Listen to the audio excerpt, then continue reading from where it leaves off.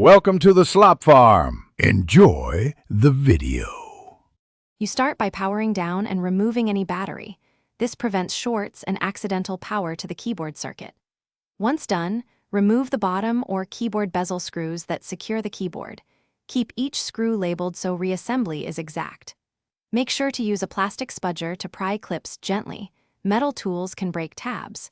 You'll also ground yourself or touch the case periodically to avoid static damage, because the keyboard cable and connector are sensitive to electrostatic discharge. You hinge the keyboard up slowly to expose the cable and connector.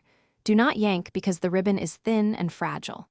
Once visible, identify the connector type. Many are ZIF with a flip latch, some are slider, and a few are friction fit.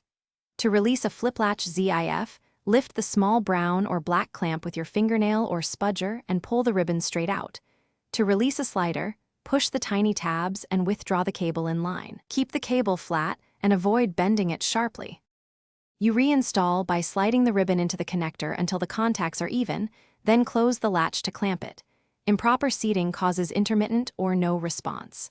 Once secured, lay the keyboard back into its slot, replace screws, reconnect battery, and power up to test immediately.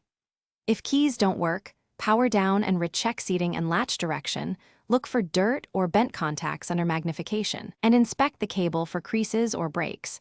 Those are the common failure causes to address next. Thanks for watching. Consider subscribing if we helped you today.